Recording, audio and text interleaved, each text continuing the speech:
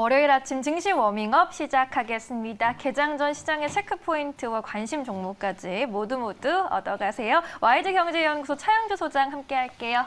어서 오세요. 안녕하십니까? 네, 먼저 시장의 체크포인트들부터 열어보도록 하겠습니다. 첫 번째 포인트입니다. 국내 증시 지지 여부가 관건. 일단 지난주에 조정이 워낙에 짙게 깔렸다가 다시 올라온 시장이었기 때문에 지수가 어떻게 흘러갈지 많은 분들이 궁금해하실 것 같은데요. 어떻게 전망해 볼 수 있을까요? 예, 그렇습니다. 그동안에 이제 지수가 어느 정도 나름대로 견조한 흐름들을 보이다가 지난주에 변동성이 확대되는 그런 모습들을 보이면서 다소 조정이 좀 깊어진 그런 모습들을 우리가 보긴 했습니다. 3,200선과 980선에 대한 지지가 굳건할 것으로 봤는데 그것이 좀 무너진 이후에 네. 어느 정도의 이제 선에서 지지가 될 것인가가 이번 주에 관건이 된다라고 말씀드릴 수가 있겠습니다. 네. 다행스러운 것은 그 지난주 금요일 날 끝난 뉴욕 증시가 큰 폭의 상승 흐름으로 마감을 했고 필라델피아 반도체 지수가 무려 3% 넘게 반등하는 그런 모습들을 보였기 때문에 주 초반에는 국내 지수도 이 영향을 받아서 나름대로 견조한 흐름을 좀 보일 것이다 이렇게 말씀드릴 수가 있겠죠. 예. 결국 3,100선에서 3,158선이 3,153선이 일단 지난주 마감 종가였기 때문에 일단 1차적으로 3,100선에 대한 지지 여부가 관건이 될 것으로 보여집니다. 네. 일단 빠르게 3,200선을 회복하지 못하면 매물대가 쌓이기 때문에 그러한 것들이 좀 다소 부담이 된다라고 말씀드릴 수가 있겠는데 네. 관건은 수급이죠. 현재 지금 외국인과 기관들이 어떻게 수급이 현재 지금 들어올 수 있을지 이런 부분들이 현재 지금 주목이 된다라고 말씀드릴 수가 있겠습니다. 현재 외국인들 같은 경우는 지속적인 매도세를 보이고 있기 때문에 외국인들의 수급을 기대기는 쉽지 않을 것으로 보여지죠. 하지만 반면에 기관들의 수급이 들어왔을 때는 국내 지수가 나름대로 견조한 흐름을 보인 그런 모습들을 확인할 수가 있습니다.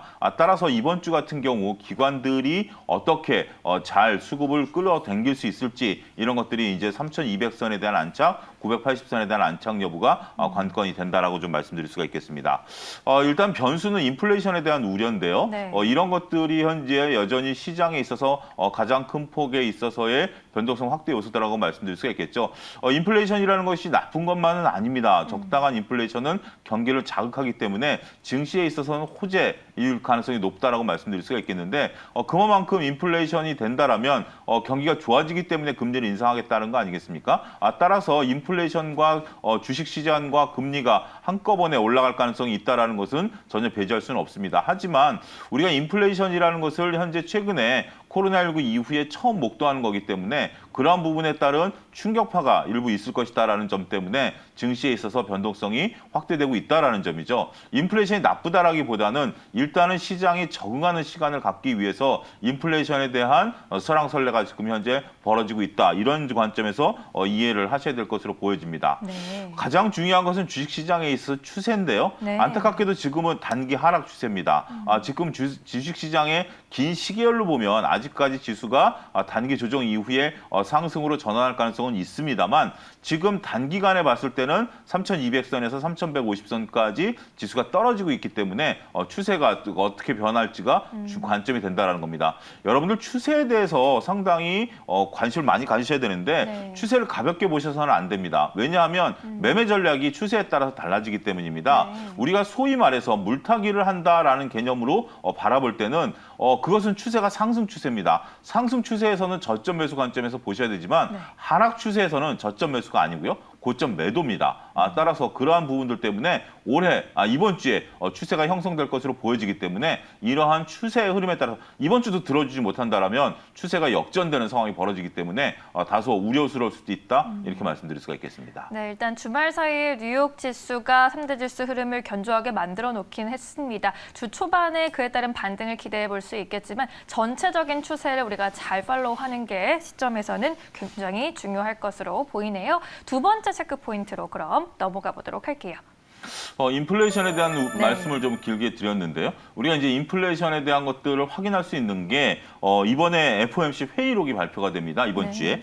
따라서 연준의 시각을 우리가 간접적으로 확인할 수 있다. 이렇게 좀 말씀드릴 수가 있겠죠.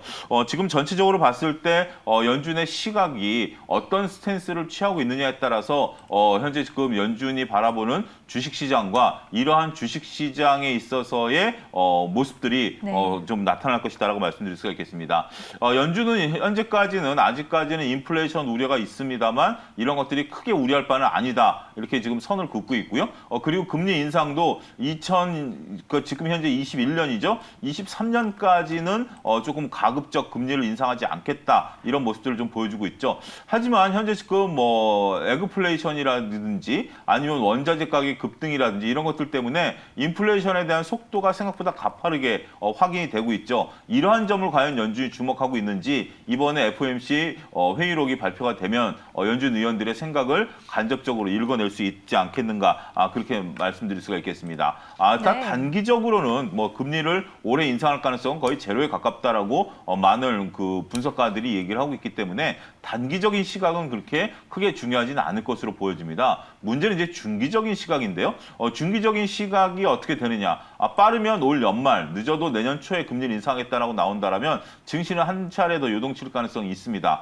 금리 인상이 앞서 언급드렸다시피 꼭 악재는 아닙니다만 일단 시장에 충격파를 준다는 면에 있어서 다소 악재로 작용할 수도 있다 이렇게 좀 보여지는 거죠.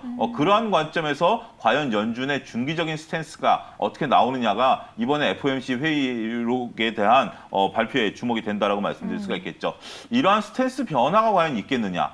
연준이 지금 그 시장에 있어서 가장 조심스러운 것은 급작스러운 어떤 뭐 코멘트들이죠. 따라서 연준이 발표하는 회의록에 있어서의 스탠스의 미묘한 차이 이런 것들을 읽어내는 게 중요하죠. 연준은 회의록 발표할 때 그리고 의사록 발표할 때마다 이런 것들을 단어 하나하나만 굉장히 꼼꼼히 신경을 씁니다. 왜냐하면 단어가 미치는 영향은 이 단어에 따른 해석이 분분할 수밖에 없기 때문에 이러한 것들에 대해서 꼼꼼히 여러분들이 원문을 가급적 읽어보시고 국내 번역된 거 말고 원문을 한번 가급적 뭐 그렇게 어려운 단어로 이루어져 있지 않고 보통 우리가 쓰는 경제 용어들을 쓰기 때문에 그 정도 용어는 여러분들이 좀 익혀두실 필요도 차제에 있다라고 말씀을 드릴 수가 있기 때문에 미묘한 변화의 단어 이런 것들이 어떻게 변화하느냐에 따라서 여러분들의 연준의 시각을 간접적으로 읽어내시는 것도 많은 투자에 도움이 되실 것이다. 이렇게 말씀드릴 수가 있겠습니다. 네, 이번에 석가탄신일 하루 쉬고 오면은 이제 FOMC 회의록에 대한 내용 저희가 확인할 수 있을 텐데요. 어떤 미묘한 변화가 있을지 단어 하나하나에 또 촉각을 곤두세워봐야 할 것 같네요. 세 번째 투자 포인트도 한번 살펴보겠습니다.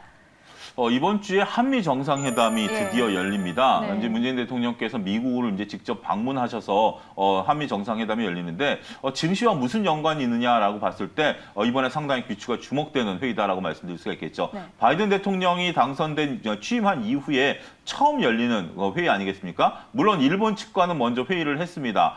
그 다음에 이제 우리나라랑 하는 것이고 중국은 뭐 아직까지는 뭐 일정이 안 잡힌 것으로 알려지고 있는데 현재 지금 대미 외교에 있어서 우리가 일본과 중국과의 관계 설정이 어떻게 이루어질 것인가가 이제 초미의 관심사가 되는 거죠. 여기에 이제 북한도 들어간다라고 말씀드릴 수가 있겠습니다. 일단 미국과 일본은 우방이다라는 것을 선언을 했기 때문에 우리가 이제 일본 측의 미국의 어떤 뭐 압박에 의해서 일본 측과 좀 더 가깝게 지내야 될 것인지 아니면 중국과 어떤 거리 두기를 해야 될 것인지 이런 것들이 삼각구도가 된다라고 좀 말씀드릴 수가 있겠죠. 우리는 지금 우리가 이제 여기서 중요한 것이 외교적인 전략 아니겠습니까? 아무래도 새로운 미국의 대통령 입장에서 본다라면 강한 미국을 나타내기 위한 압박을 심하게 들어올 것으로 보여지고요. 그 압박은 뭐 당연시 되는 겁니다. 중국과 거리 두기를 하고 일본과 미국과 가까이 지내라. 뭐 이런 투의 뉘앙스의 얘기가 나올 가능성이 높은데 그 속에서 과연 우리가 어떤 스탠스를 만들어낼지가 중요하다라고 말씀드릴 수가 있겠죠.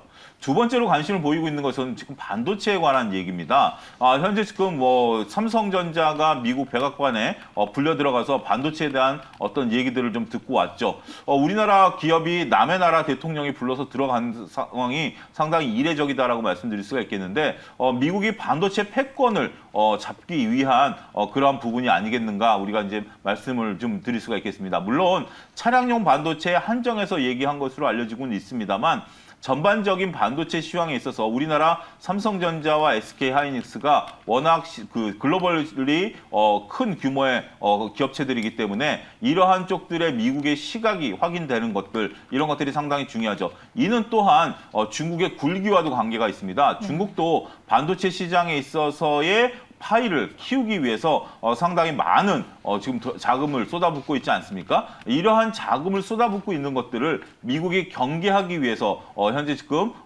거리두기를 해라 중국과 그런 얘기를 거듭하고 있는 것이고요. 바이든 대통령 같은 경우도 전임자인 트럼프 대통령이 중국과의 거리두기를 하는 부분들에 있어서는 일정 부분 승계를 할 것으로 보여집니다. 물론 트럼프 대통령처럼 대놓고 무역 전쟁을 벌일 가능성은 그렇게 크지는 않습니다만 일단 간접적으로 압박을 통한 상대적인 무역 전쟁을 펼칠 가능성이 있다는 거죠. 이런 게 우리나라로서는 더 곤혹스럽다라는 겁니다. 차라리 미국과 중국이 싸우면 우리는 그냥 조용히 있으면 되죠. 네. 하지만 우리한테 선택을 하도록 권한을 주는 겁니다. 막말로 미국이 좋냐, 중국이 좋냐, 뭐 이런 식의 선택지를 딱 들밀었을 때 우리는 정말로 북한과의 관계라든지 이런 부분들까지 생각하게 된다라면 쉬운 선택을 할 수가 없는 그런 상황이 된다라는 거죠. 더군다나 문재인 대통령의 임기가 이제 1년 남짓밖에 안 남았기 때문에 한쪽은 이제 막 시작하는 대통령이고 한쪽은 이제 임기를 끝내가는 네. 그런 대통령이기 때문에 상당히 일단은 우리가 또 대야의 협상력이라든지 이런 부분들 때문에 여러 가지 관찰해야 된다라고 말씀드릴 수가 있겠습니다. 여기에 이제 치고 나오는 중국의 입장도 우리가 상당히 중요한 부분들이다라고 말씀드릴 수가 있겠습니다. 예. 지금 이제 우리가 중국 관련주들이 어마어마하게 우리나라 지수에 영향을 미치지 않습니까? 철강, 화학 이런 것들이 중국에 기대서 성장을 하고 있는 상황이고 여기에 또 여행주까지 현재 지금 들썩거리고 있는 상황에서 중국이 만약에 지금 시진핑 주석이 국내 방한을 지금 하냐 마냐 이런 문제가 지금 여러 가지 증시에 파장을 일으키고 있는데 만약에 미국과의 관계 개선을 중국이 좀 삐딱한 시각으로 바라보면서 엄포성 발언을 내놓는다라면 관련주들도 변동성이 확대될 가능성이 있다라는 거죠. 따라서 이번 주에 정리해서 말씀드리면 네. 그 한미 정상회담에 나오는 그런 뉴스 플로우에 따라서 중국과의 관계, 이런 것, 북한과의 관계 따라서 관련주들의 움직임이 상당히 여러 가지 다각도로 변동성을 키워갈 가능성이 있지 않겠는가 조심스럽게 말씀드릴 수가 있겠습니다. 네, 이렇게 이번 주 그리고 오늘장에서 눈여겨봐야 할 체크 포인트 알아봤는데요. 화면으로 다시 한번 정리해 드리겠습니다. 네, 일단 이번 주 3,100 코스피 지지 여부가 관건이 되겠죠. 관련 동향 잘 체크해 보셔야 할 것 같고요. FOMC 회의록 목요일에 아침에 확인하실 수 있습니다. 관련 내용과 함께 앞으로의 전망 또 짚어드리도록 할게요. 21일에는 한미 정상회담이 개최됩니다. 이로 인해서 우리나라의 셈법도 복잡해지고 있는데 관련주들의 동향도 잘 따라가 봐야 할 것 같네요. 네, 이렇게 체크 포인트들 정리해 봤고요. 이제 오늘의 관심주로 한번 넘어가 보겠습니다. 이번 주에 우리가 눈여겨볼 만한 종목 어떤 것이 있을까요? 예, 일단 오늘부터 시작해서 저는 이제 금융주들이 지난주 변동성 장세에서도 나름대로 잘 선방했다라고 좀 말씀드릴 수가 있겠고요. 네. KB금융과 미래에셋대우, 키움증권 같은 경우에 그 증권금융주들이 상당히 고무적이었다라고 말씀드릴 수가 있겠습니다. 그 중에서 저는 이제 키움증권에 계속해서 주목을 좀 하고 있다라고 말씀드릴 수가 있겠는데. 발표된 실적이 상당히 어마어마하게 잘 나왔어요. 무려 1,300%의 영업이익이 증가했다라는 거죠. 조금 뭐 기사의 삐딱한 시선을 보면 동학개미운동에 참여했습니다만 돈은 증권회사가 벌었다. 뭐 이게 좀 자극적인 기사가 이제 실리는 그런 모습들인데 네. 어찌됐던 뭐 증권사들이 지금 현재 작년에 소리 소문 없이 웃었던 것은 사실이고요. 올해도 그 기조는 이어질 것으로 보여집니다. 전체적으로 봤을 때 증권사들이 사상 최대 이익을 실현했었고 올해도 이러한 이익 기조는 이어갈 것이다라고 말씀드릴 수가 있겠습니다. 수익원 다변화에 일단은 성공한 증권사들인데요. 특히 키움증권 같은 경우도 현재 지금 수입 수수료보다 수입 이자 수입이 많다라는 점을 제가 방송에서 거듭 말씀드리고 있는데 이러한 부분들이 계속해서 늘어날 가능성이 있다라는 거죠. 이러한 부분들이 다소 좀 저평가된 면도 없잖아 있습니다만 이렇게 수입원 다변화가 이루어진 증권회사 같은 경우 특히 대형 증권사 같은 경우도 마찬가지입니다. 지금 제가 키움증권을 거론하고 있습니다만 미래에셋대우라든지 삼성증권 같은 경우도 점포를 줄여놨기 때문에 전반적으로 이러한 비용 효과에 따른 수익원의 다변화 이런 것들도 이루어지고 있다라고 말씀드릴 수가 있겠죠. 대장주가 이제 키움증권이지만 다른 증권주를 보유하고 계신 분들 입장에서도 계속 보유자의 영역이다 이렇게 좀 말씀드릴 수가 있겠습니다. 키움증권만의 또 다른 특색은 우리가 이제 온라인 증권사라는 한계를 벗어나기 위해서 IB 부분에 이제 좀 진출을 하겠다라는 것들입니다. 네. 네. 이렇게 IB 부분에 대한 진출 가능성이 현재 지금 언급되고 있는데 현재 지금 뭐 전반적으로 갔을 때 기업 금융 시장이 커지고 있는 것들이거든요. 따라서 지금 현재 키움증권의 자본력과 영업력을 바탕으로 한다라면 초대형 IB로의 진출도 충분히 가능하다. 따라서 중소형 증권사가 아니라 이제 대형 종합증권사로서 단지 점포만 없을 뿐이지 대형 증권사로서의 진출 가능성은 충분한 지금 뭐 영업력과 그 현재 지금 뭐 인력 풀이라든지 이런 것들을 갖추고 있다라고 보여지는 거죠. 따라서 현재 지금 우리가 키움증권이 갖고 있는 단순한 온라인 중개회사로서의 이미지를 탈피하면서 종합증권사로서 한 발 도약하는 그런 모습들을 본다라면 네. 새로운 모멘텀이 될 가능성이 높지 않겠는가 그렇게 좀 말씀드릴 수가 있겠습니다. 일단 지금 현재 12만 원대 거래가 좀 네. 되고 있는데요. 10만 원대를 넘어선 이후에 12만 원대에 안착하는 모습들을 우리가 확인할 수가 있겠고요. 직전 고점까지 단기적으로 15만 원 선까지는 상방이 좀 열려 있다. 좀 그렇게 봐야 될 것으로 보여집니다. 네. 따라서 크게 조정받을 가능성은 없기 때문에 목표가는 12만 원 정도로 손절가는 12만 원 정도로 제시드리겠습니다만 손절가보다는 목표가에 조금 관심을 좀 가지시는 편이 현재로서는 중기적인 관점의 접근 유효하다 이렇게 말씀드릴 수가 있겠습니다. 네, 오늘의 종목 키움증권이었습니다. 목표가는 15만 원으로 제시해 주셨고요. 오늘의 종목 다시 한번 화면으로 확인해 보시죠. 네, 키움증권 이번 1분기에 실적이 사상 최고치를 기록했습니다. 3,200%나 영업이익이 전년 대비 급증하면서 사상 최고의 이익을 실현했고요. 수익원을 다변화하고 있는 모습입니다. 그리고 초대형 IB 진출 가능성까지 보여주면서 종합증권사로서의 면모를 보여주고 있다라고 이야기해 주셨네요. 시초가의 매수가로 만약에 공략한다면 목표가는 15만 원까지 바라볼 수 있겠고요. 손절가 12만 원도 꼭 기억해 보셔야겠습니다. 네, 그럼 이제 이 시간 정리하면서 오늘장 투자 전략 한번 간략하게 세워볼까요?